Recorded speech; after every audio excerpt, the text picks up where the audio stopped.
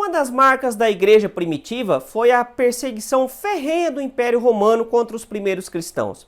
Mas você já se perguntou o porquê do Império perseguir tanto o povo de Deus do primeiro século?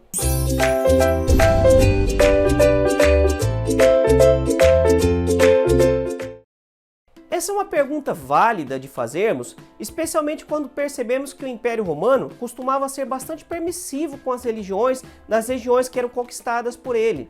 Diferente de outros impérios, que normalmente impunham a sua religião e suas crenças, o Império Romano não. Ele permitia que as religiões continuassem nos territórios conquistados. Mas então por que os cristãos eram tão perseguidos? Por que eles também não se enquadravam na mesma categoria de religiões permitidas? A primeira coisa que precisamos levar em consideração foi a instituição do culto ao imperador. Por volta do ano 27 a.C., o Senado romano aprovou oficialmente a adoração aos Césares, aos imperadores. Diante disso, os povos conquistados deveriam celebrar o aniversário do imperador, deveriam oferecer sacrifícios a ele, queimar incenso, enfim, era feita toda uma festividade que era normal de ser celebrada às divindades, aos deuses das religiões pagãs. Assim sendo, os imperadores começaram a ser vistos como deuses. Eles acreditavam que os imperadores tinham poder sobre tudo, especialmente porque eles conseguiram efetivar a paz, a Pax Romana. Ora, os cristãos jamais aceitariam a idolatria, a adoração a César. E naquele contexto, quem não participasse do culto, das celebrações de veneração ao imperador, eram vistos como rebeldes, como pessoas que eram contra o Império Romano, o que nós sabemos que não é verdade.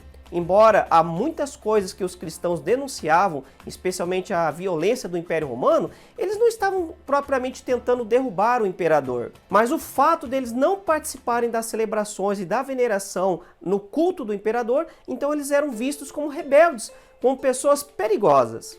De fato, muitos cristãos foram condenados com condenações próprias que eram dadas aos inimigos políticos.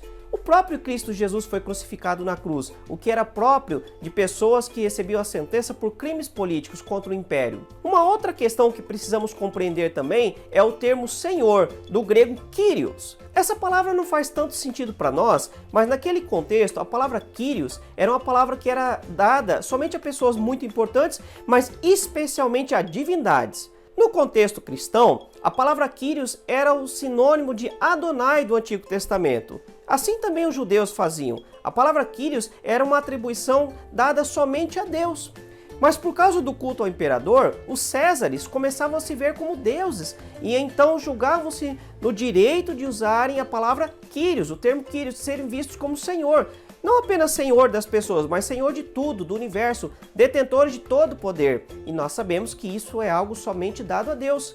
Então, os cristãos começam a usar esse termo, Kyrios, somente para Jesus. O que os cristãos estavam dizendo então é que Jesus é o Kyrios, Jesus é o Senhor, e não César. Isso certamente foi visto como algo subversivo, como uma afronta ao imperador e ao império. Certamente que os cristãos aqui não estavam preocupados em derrubar César, mas estavam preocupados em adorar somente a Deus, somente Jesus Cristo, somente o Espírito Santo, somente a Trindade e a ninguém mais. Somente Deus é merecedor de toda a nossa adoração e nenhum homem pode ser adorado. Não é à toa que uma das mensagens do Apocalipse é justamente de que o imperador, ele se julgava alguém importante, um deus, mas era apenas um homem. Daí o número 666, o número do homem. Por mais que o imperador se julgava a Deus, ele não passava de um simples homem e que um dia também morreria e passaria pelo julgamento de Deus. Então, gostou de saber por que a igreja foi tão perseguida no primeiro século? Se você gostou, não se esqueça de compartilhar esse vídeo com outras pessoas. Se você ainda não é inscrito, se inscreva em nosso canal e clique no sininho para que você seja notificado quando tivermos novos vídeos disponíveis. Ah, e deixa o seu joinha aí também, para que o YouTube possa entender que você gostou de vídeos como este.